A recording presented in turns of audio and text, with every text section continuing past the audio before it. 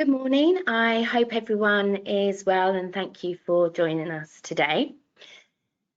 Joining us is Jared Schmal, an experienced engineer from Microflown Technologies with a strong background in vibroacoustics, mechanical engineering and business consulting.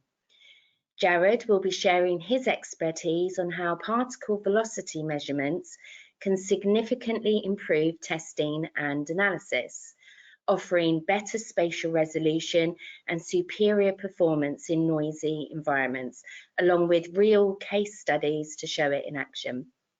Once the webinar is completed, all attendees will receive an email and you'll be able to download your certificate of attendance.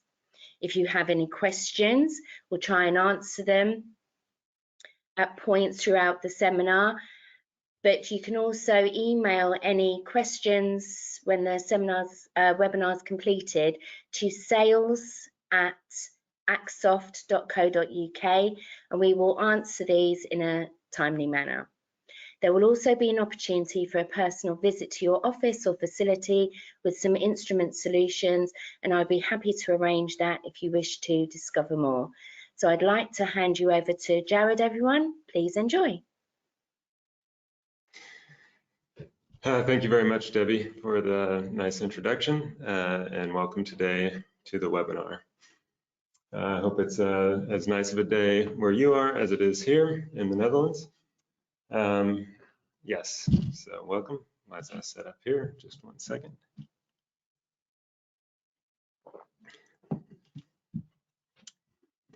Yes, as Debbie mentioned, my name is Jared Schmal. I'm a sales application engineer here at Microflown Technologies. Thank you for joining us for today's webinar on the benefits of particle velocity.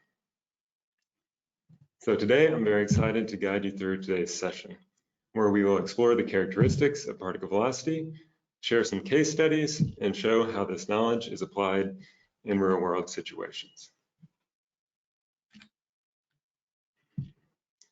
So Microflown Technologies has been a pioneer in the field of acoustic testing since 1998. After inventing the world's very first particle velocity sensor. Since then, the company has transformed the world of acoustic testing by providing a wide range of particle velocity-based sensors and also complete measurement solutions. Our high-quality products have earned the trust of customers worldwide now for over 25 years.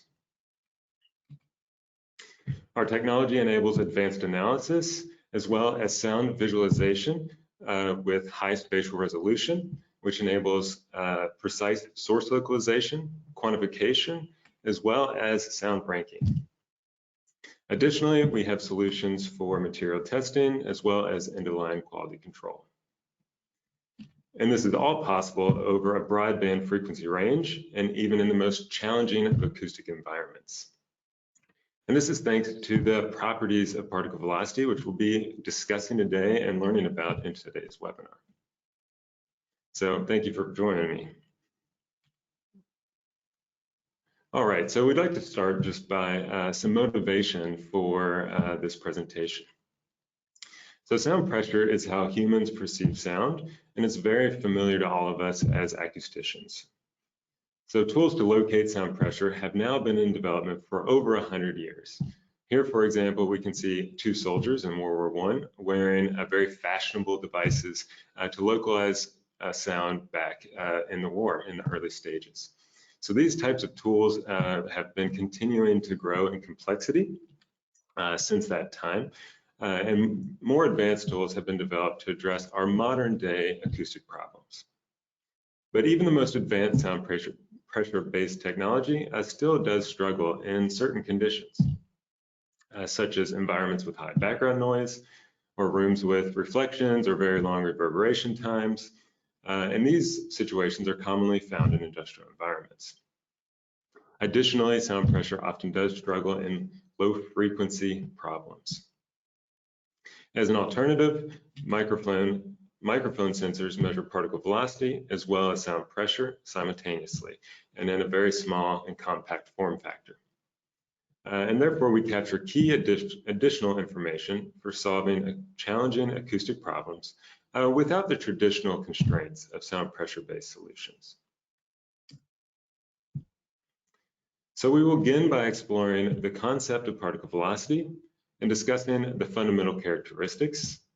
After this, we will show you how this knowledge can be applied to real-world situations and share some very practical case studies.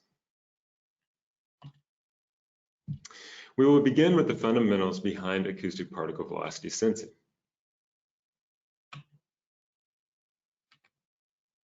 So at its essence, sound is a mechanical wave that propagates through a medium such as air, water, or solids.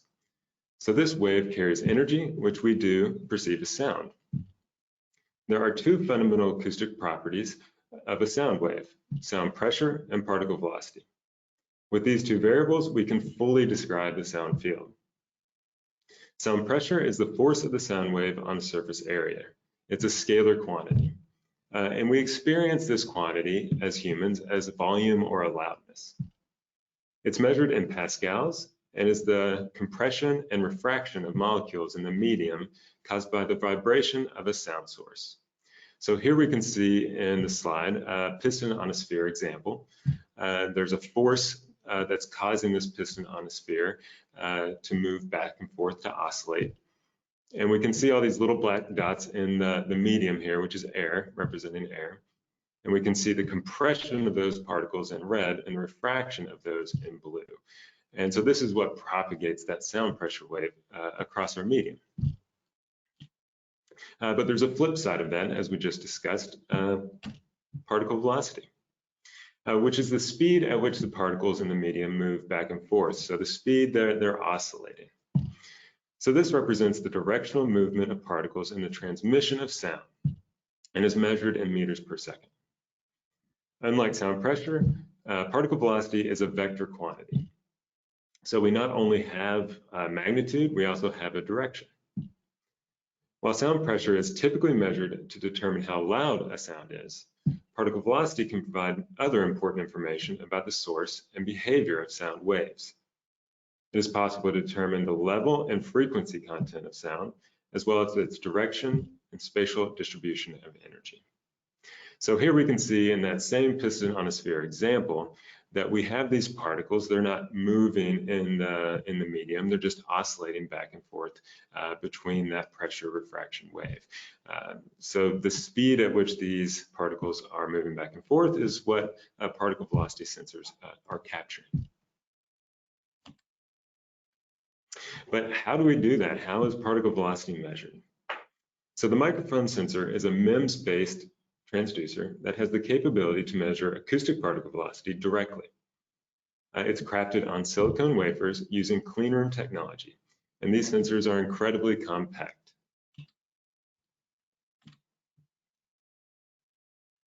So the sensor's core consists of two ultra-thin platinum wires. These wires are 400 times thinner than a human hair, and they're heated to approximately 200 degrees Celsius. As the air passes over the first wire, it takes away some of the wire's heat, causing it to cool down slightly. This warmer air then moves on to the second wire, which is cooled as well. However, since the air has already been heated by the first wire, the cooling effect on the second wire is a little bit less significant. So the cooling of the wire alters their electrical resistance. Particle velocity sensors measure the voltage difference caused by the change in resistance between these two wires. And this value, this voltage value that comes out of these two wires, is the proportional to acoustic particle velocity.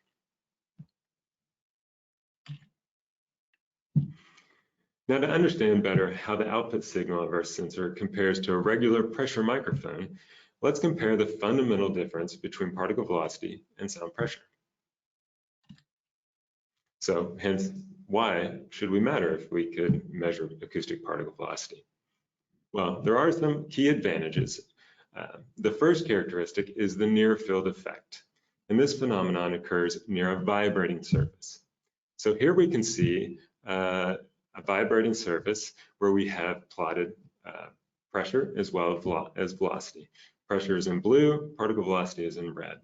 We can see near that vibrating source that particle velocity has a higher amplitude, has more acoustic energy as we get closer to the surface. So for an example, suppose there is a machine making noise. If we take a few seconds to if we take a few steps back and aim a microphone PU probe towards the surface, here we start this video again. Okay. If we take a few steps back and aim a microphone PU probe towards the surface, sound pressure and particle velocity levels will remain roughly the same. So here we can see in the animation, particle velocity in red, pressure in blue again. As we're further from the source, we have the same acoustic output in our frequency spectrum. But as we move closer to the source, the sound pressure increases linearly, while the particle velocity increases at a more steeper and higher rate. The closer we get to the surface, the greater that difference in between the levels is. So this phenomenon is caused by the extra energy, the evanescent energy that is contained in the particle velocity in the near field. And this is particularly significant for the lower frequencies. So at these lower frequencies, we can really see these amplitude peaks with particle velocity as the transducer is moved closer to the surface. The second characteristic is the reduction of background noise. This phenomenon occurs near a rigid surface, where we see an opposite effect compared to a vibrating surface. So here in our diagram, we see that as we get closer to that rigid surface, particle velocity decreases in amplitude, while sound pressure increases. So sound pressure levels increase at a rigid boundary, where constructive interference occurs due to incoming and reflective waves with the same phase. So we get like a doubling of the sound source at these boundaries. However, particle velocity levels decrease near surface due to its vector nature, and the differences in phase depending on the sound direction of arrival. So in theory, incoming waves have positive phase and reflective waves have negative phase, and this causes a cancellation, which results in destructive interference near the boundary. The third and last characteristic is broadband directivity. Pressure microphones are typically omnidirectional, while particle velocity has a broadband figure of 8 directivity as a result of being one component of the vector. So here we can see in this figure of 8 directivity, we have particle velocity, and if we have a source here at the 180-degree point, we can really collect the acoustic data in that direction, whereas from the 90 or 270 directions here, we're not going to pick up much of the acoustic energy because it's outside the directivity of the sensor itself. So this allows us to reduce the amount of energy from areas outside the aiming direction and is independent of the frequency. So this works down to 20 hertz as well as it works up to 14 kilohertz.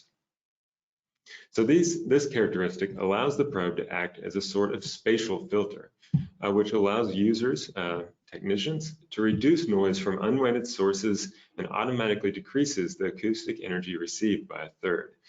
So as technicians in an area in situ environment, we can really point the probe where we want to pick up acoustic energy, and all those outside sources, the energy is reduced for those sources by 1/3. So what can we expect from acoustic particle velocity sensor? Well, we have the near field effects, background noise reduction, as well as directivity. And this leads to a higher signal to noise ratio as long as we are measuring in the near field. So that increase in acoustic energy for a vibrating surface and the reduction of energy for a non-vibrating surface really has a big impact on the signal to noise ratio in the near field. Additionally, and this results in more accurate identification of sound sources. And then also we have, we're less susceptible to background noise. And this is due to the cancellations when we get near to a rigid boundary, as well as that figure of 8 directivity. So particle velocity transducers can be used to measure and analyze sound in almost any environment, in situ environments, from acoustic chambers to noisy manufacturing floors. Particle velocity can accurately quantify sound fields, while pressure-based solutions typically struggle in these situations.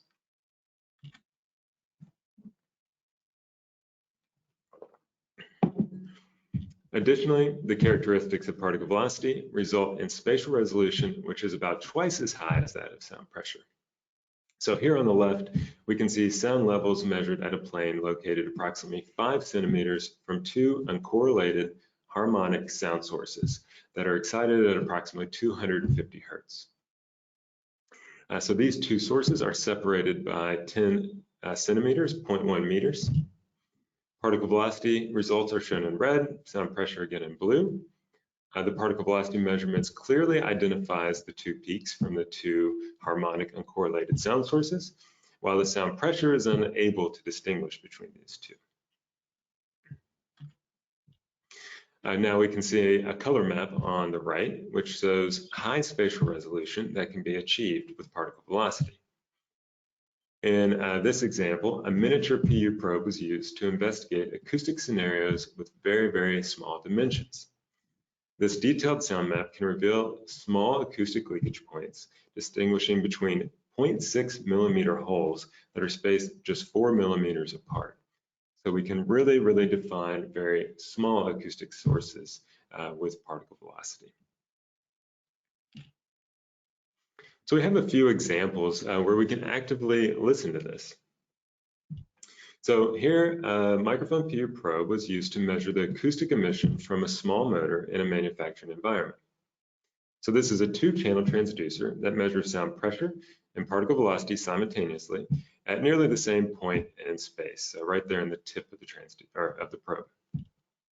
So first I'll play the sound from sound pressure, followed by the particle velocity. So please try to pay attention to the differences between the two measurements. Here, this is a manufacturing environment, so you should be able to hear some noise in the background, as well as the noise from the motor itself.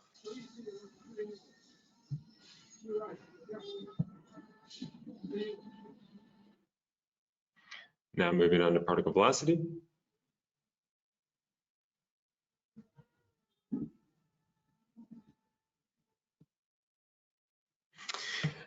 I'm not for sure how well everyone can hear that. I have another example in a second, but with the sound pressure, you can really hear the background noise, as well as you can still pick up the hum from the motor.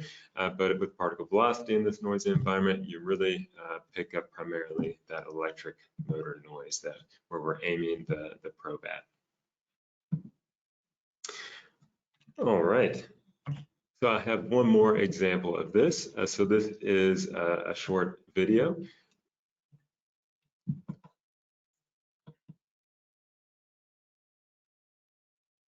So here we have two speaker sources that have been placed 90 degrees from each other.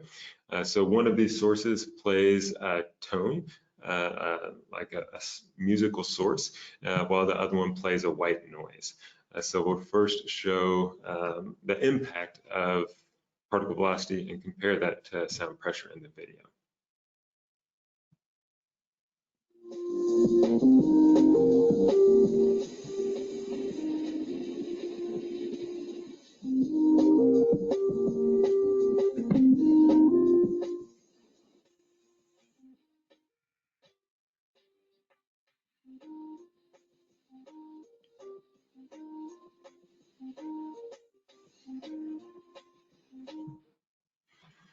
So as you can hear, as the probe is rotated near the speakers, you can clearly identify which source it's pointed at, whereas for sound pressure, it's unable to distinguish which source the probe is pointed at in that near field scenario. So these are really good examples of how this can be used in an in situ environment to accurately measure your acoustic sources.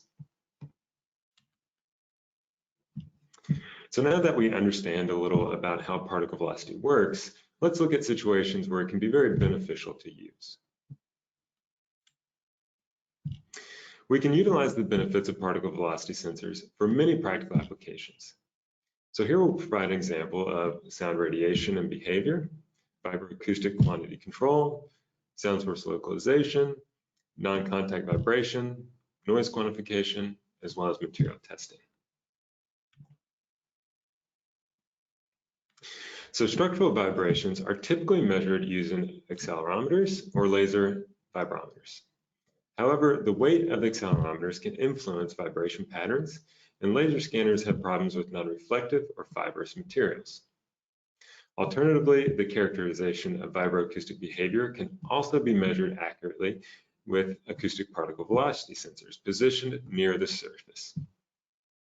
Accurate measurements can be achieved that are directly proportional to the surface vibration in the low to mid frequencies, up to approximately 1,500 Hertz. To the right, we see a comparison of calculated and measured velocity levels using an accelerometer and a particle velocity sensor. The measurement surface velocity using an accelerometer is shown in black here, while the measured particle velocity at different distances from the surface is shown with colored solid lines. Since surface velocity decays with distance, the theoretical particle velocity calculated from the measured surface velocity is shown with the colored dashed lines. As we can see, surface vibration measurements using a particle velocity sensor correlate very well to the accelerometer data.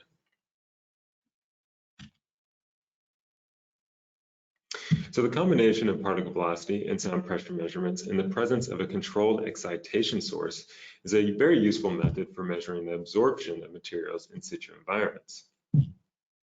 So in this case study, 25 cars of the same model were measured in order to determine the consistency of the car seats and the headliners. So here we can see the Microflown sound absorption gun being used to measure the absorption of a car seat by a technician. So the sound source here is located in the black sphere, and it's pointed directly at the PU probe that is very near to the seat surface. And this is a known source as well as a known distance from the source and the PU probe. So the first step was to measure a reference car in order to ensure that the measurement solution was repeatable. So we can see that in the graph to the middle, where we measured the reference car 25 different times on the same seat with the same measurement solution to ensure that we did have that repeatability that is needed.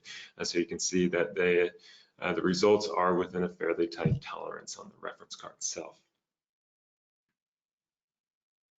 However, significant differences were discovered between the measurements between different cars, indicating that there is very poor manufacturing repeatability between these cars that are this exact same model. So this type of solution can be used to measure absorption of highly absorptive or reflective materials in situ environments, not just within autos, but also within buildings or any type of in situ environment. Next, we'll look at a sound source localization example. So when a PU probe is combined with a camera, color maps can be easily obtained by scanning the probe along a surface in front of a stationary sound source. So color maps can then be created by depicting the acoustic signals at their relative position. So in this case study, the acoustic radiation of a battleship's engine is analyzed while it's in a cruising state, with specific interest in identifying the low frequency sound sources in this highly reverberant environment. So even in this challenging space, it was possible to localize and rank the dominant sources all the way down to 20 Hertz. Given that low frequency noise can travel vast differences, minimizing noise emission is crucial to prevent detection of this battleship by enemy ships or submarines. So being able to identify exactly in this engine bay, very small room with reflective surfaces down to 20 Hertz was something that sound pressure based solutions was just not able to do.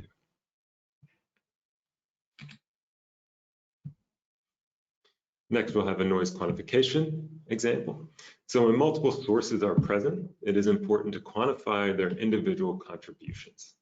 So here we have an example using a 3D sound intensity probe to scan both the interior and exterior of a large compressor, allowing us to create a detailed visualization of the magnitude and direction of the sound field. With this information, we were able to quantify and rank all the different components, which led to the design changes in the device. The combination of detailed 3D visualizations with sound power-based source ranking was key to proposing effective noise reduction modifications.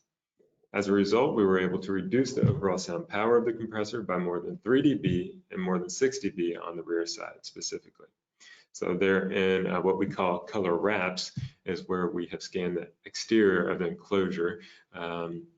We are looking at the before and after. We see significantly there by the exhaust, there was an issue with the acoustics that was easily solved after we localized this low frequency behavior.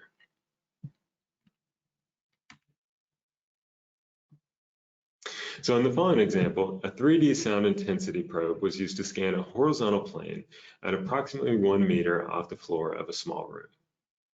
An actuator was placed on the window as a broadband frequency source, and this source was playing white noise. The sound intensity is plotted here in the sound map, showing the magnitude and the direction of acoustic propagation. So the results show the acoustic radiation from the window and the modal behavior of the room as the frequency sweeps within third octave bands. So particle velocity measurements allow the easy analysis of very complex acoustical environments, whether that be a vehicle or a large room as shown.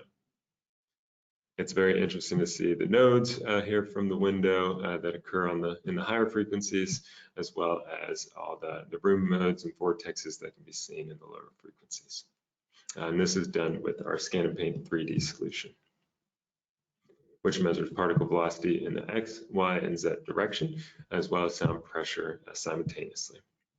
And from there, we can easily obtain those 3D sound intensity vectors. Finally, we come to a vibroacoustic quantity control example.